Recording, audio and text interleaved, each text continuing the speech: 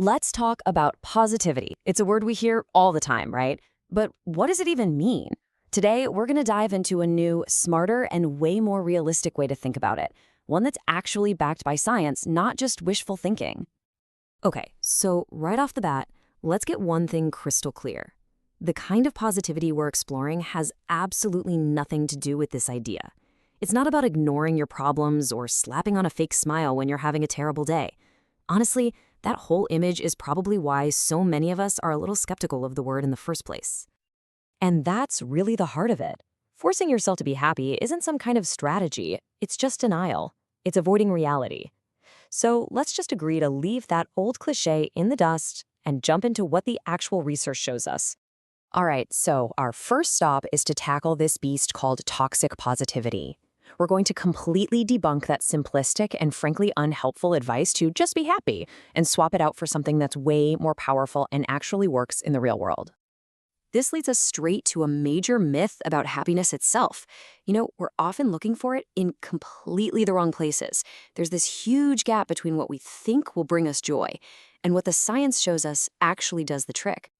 I mean, just look at this. It's so eye-opening. We are conditioned to chase those big, shiny things on the left, the promotion, the dream vacation, the major life event, thinking that's where the jackpot of joy is. But study after study shows that real, sustained happiness actually comes from the little things on the right, an accumulation of what you might call micro moments.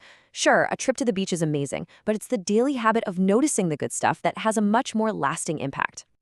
So, if happiness is found in these small moments, how do we get better at actually noticing them? Well, that brings us to our next big idea. We need to completely reframe what optimism is. It's not some fluffy, naive personality trait. The new science sees it as a practical, learnable skill. Think of it more like cognitive armor that helps you navigate everything life throws at you. I absolutely love this analogy, mental jujitsu. It just captures it perfectly, doesn't it? Because look, life is going to hit you. Setbacks are going to happen. That's a guarantee. This kind of mindset doesn't stop the punches from coming. What it does is it gives you the skill to absorb the hit and land better. All because you have this core belief that the hard times are temporary. And this isn't just a nice thought. It has real, concrete, scientifically proven benefits. People who practice this practical optimism are more resilient. They cope with stress way more effectively. They even physically recover from illness faster. And they have a lower risk of depression. These are huge, tangible advantages. So what is actually happening inside our heads when we do this? This is where it gets super fascinating. We're talking about the science of neuroplasticity, which is really just the incredible ability your brain has to physically change and rewire itself based on your thoughts and habits. This breaks down the process so well. It starts when you practice a simple positive habit, like thinking about a few things you're grateful for. That one action triggers a release of feel-good neurotransmitters like dopamine and serotonin. That, in turn, strengthens the neural pathways for gratitude. And over time, your brain literally gets faster and better at noticing the good things in your world. You are actively training it to see the good. And the effect of all this rewiring is profound. It's not just about feeling a little happier. We're talking about a biological reset. It actively counteracts the physical states of stress, anxiety, and burnout. It gives your entire system a chance to recalibrate and just breathe.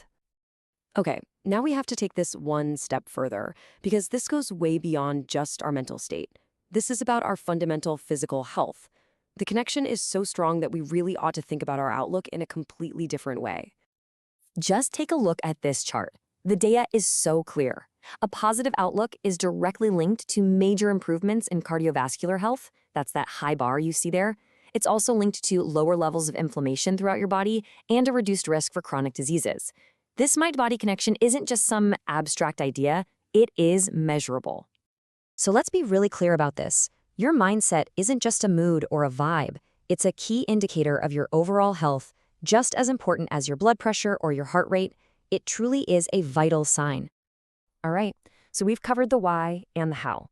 Let's wrap up with the most important part. What can you actually do? The great news is this isn't about some massive, stressful life overhaul.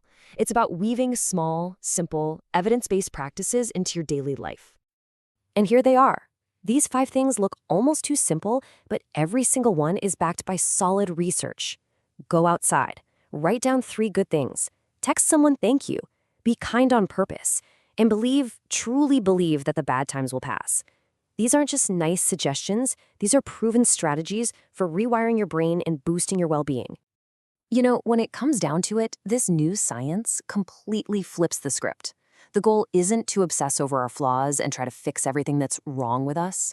Instead, it's about actively and intentionally building up what is already strong inside of us.